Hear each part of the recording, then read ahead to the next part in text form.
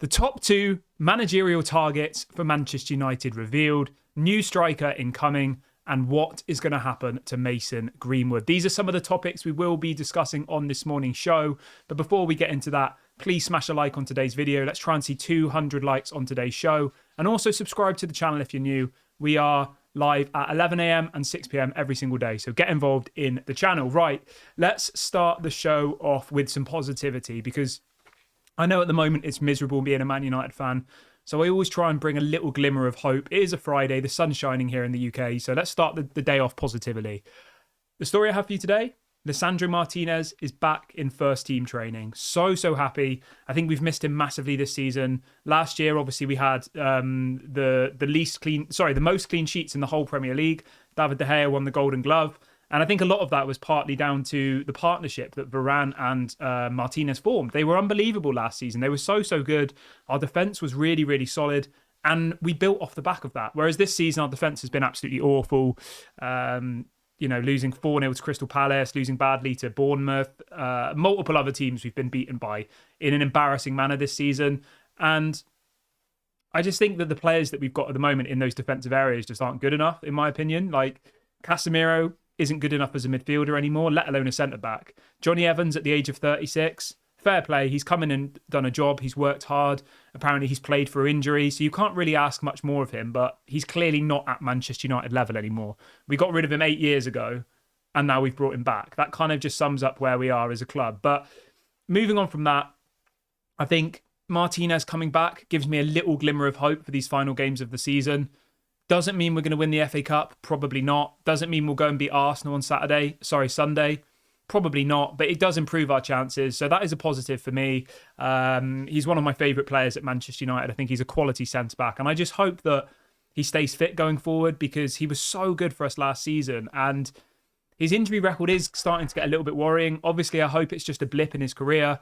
Before he came to Manchester United, he hardly got injured at all. He's come here and he's pretty much been out for a year now, realistically. It's concerning, but let's just hope that it's a small blip and we'll look back on this further down the line saying, Martinez never misses a game, all the rest of it. But I am a little bit worried. But anyway, let's move on from that. Let's talk a bit about Mason Greenwood then, because the stories around Greenwood just keep coming out. And the headline today is that apparently Manchester United are ready to listen to all offers for Mason Greenwood. Apparently Barcelona are interested, Atletico Madrid are interested, and apparently there are 2 clubs in the Premier League who have also expressed an interest in Mason Greenwood this summer. Man United want to sell him. There was even a story a couple of days ago saying that Manchester United's number 1 target this summer, or priority even, is to sell Mason Greenwood. That's top of their list. The reasons for that: he's obviously come through the youth academy, so he'd go down as 100% profit, which is really, really helpful for our financial fair play situation. But also because effectively Ineos don't seem to want him to come back for obviously the reasons we all know, the allegations, all the stuff. I know everyone has an opinion on this. I think the whether he should come back or not arguments kind of been discussed too many times. So I more want to focus on what will happen to Mason Greenwood, what will be his next move. And I think he probably will get a permanent move. There is plenty of interest out there for him. Getafe reportedly want to keep him on loan for another season. I personally don't really see the point in doing that unless you have to. We need to cash in on him. If we don't want him to be at Man United anymore, then what's the point in loaning him out for another season? We really, really need to focus on actually bringing in some money and then reinvesting that in other areas of the team. CDM, centre-back, striker. But yeah, let me know what you guys think about that one. Right, moving on from that, we are going to talk a little bit about the striker position, because we all know we need another striker. Rasmus Højlund has had a good season, in my opinion. He's got 14 goals in all competitions. For a 20-year-old in his first season in the Premier League, I think that's pretty decent. It's not amazing, but it's not terrible. To have got 5 goals in the Champions League, and then I think he's got 8 goals in the Prem and 1 in the FA Cup, something like that. He's done well. Considering he doesn't get any opportunities whatsoever. But the headline which dropped last night is that apparently Man United are now looking at signing an older, more experienced striker that Rasmus Højlund can learn off, whilst also looking at investing in a new winger. I don't know, older striker. I mean, what profile are we talking about here? Are we talking about someone like Ivan Toney, 28 years of age? Are we talking about somebody like Guirassy, 28 years of age? I mean, that's the kind of age limit for me. I think as soon as you go above that, signing somebody of, like when we signed Falcao and Cavani and Ibrahimovic, we signed them all when they were past their best, realistically. We signed them in their 30s, and I don't really want to see us doing that again. I think Guirassy would be an interesting signing. I think, we nearly signed him in January, but we ended up with nothing. He's got a release clause of only £15 million. So it's not very much money. He is a decent player. I know some people will say, I don't want him. I don't think he's good enough. But he has got 25 goals in the Bundesliga this season in 26 games, which is, that's good in my opinion. He's played in 28 games across all competitions. He's got 27 goals and 3 assists. So he's averaging a goal or an assist more than every single game at the moment, which for a Stuttgart team who historically haven't been the best team in the Bundesliga, they're a pretty average side. Like, they're kind of like a top 5, top 6 type team, aren't they, Stuttgart? I think that's a really, really good return. If we compare that to, obviously Harry Kane's done incredible this season, like goals-wise. So it's not a very good comparison, but he's the second highest scorer in the Bundesliga, ahead of people like Openda at Red Bull Leipzig, who's obviously a quality player, people like Boniface at Bayern Leverkusen, Benjamin Sesko. Benjamin Sesko's got 12 goals this season. Guirassy's got 25. So he's done well. I think he would be a good signing. He's averaging 1.1 goals per 90 minutes. So more than 1 goal per 90 minutes, which is really, really good. So for me personally, for £15 million, I would be doing that deal immediately, pay his release clause, bring him in, because I think he would fit the profile. 28 years of age, he's experienced, maybe not of the level of like an Ivan Toney, who's already got that Premier League experience, but I think at least if you bring in someone like Guirassy, you still have that balance between Højlund and Guirassy. Does that make sense? Whereas if you bring in Ivan Toney, he's going to want to start every single game.